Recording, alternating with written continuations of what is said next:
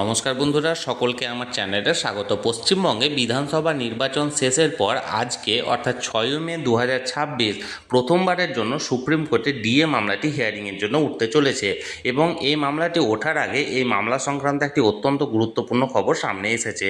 কী সেই খবরে কী কী বলা হয়েছে আজকের ভিডিওতে বিস্তারিতভাবে আলোচনা করব। ভিডিওটি ডিএ কেস সংক্রান্ত অত্যন্ত গুরুত্বপূর্ণ, তাই প্রথম থেকে শেষ পর্যন্ত অবশ্যই ধৈর্য সহকারে দেখবেন এবং ভালো লেগে থাকলে অবশ্যই একটি লাইক করবেন এবং সকলের সঙ্গে শেয়ার করবেন।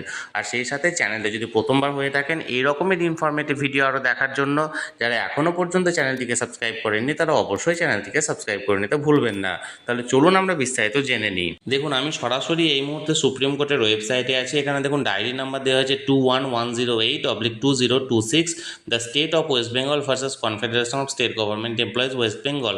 এখানে দেখুন ডায়েরিটা ফাইল করা হয়েছিল 8 এপ্রিল 2026। এই ডায়েরিটি ফাইল করার মূল যে উদ্দেশ্য সেটা হলো গত 5 ফেব্রুয়ারি সুপ্রিম কোর্টের তরফ থেকে যে ঐতিহাসিক রায় প্রদান করা হয়েছিল তৎকালীন পশ্চিমবঙ্গের সরকারকে যে ইমিডিয়েট পঞ্চম বেতন কমিশনের আন্ডারে সমস্ত বকেয়া দিয়ে তাদের সরকারি কর্মচারী এবং পেনশনারদেরকে রিলিজ করতে হবে বা প্রদান করতে হবে সেই সংক্রান্ত, এবং 31 মার্চ পর্যন্ত সময় দেওয়া হয়েছিল এবং 31 মার্চের মধ্যে কতটুকু সরকার প্রদান করলো বা কী তার পদক্ষেপ নিয়েছে সেই সংক্রান্ত রিপোর্ট করতে বলা হয়েছিল এবং তাই নিয়ে এই মুহূর্তে সুপ্রিম কোর্টে এই কেসটি করা হয়েছিল বা ফাইল করা হয়েছিল।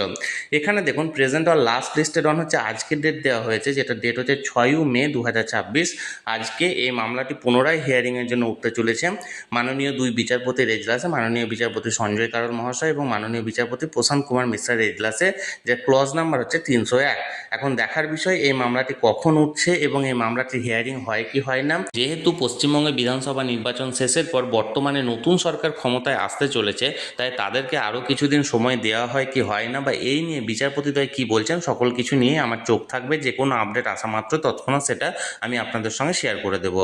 তাই যারা যারা এখনও পর্যন্ত চ্যানেলটির সঙ্গে যুক্ত নেই অবশ্যই চ্যানেলটিকে সাবস্ক্রাইব করে চ্যানেলটির সঙ্গে যুক্ত হয়ে যান। আর এই ভিডিওটি ভালো লেগে থাকলে অবশ্যই একটি লাইক করুন এবং সকলের সঙ্গে শেয়ার করুন।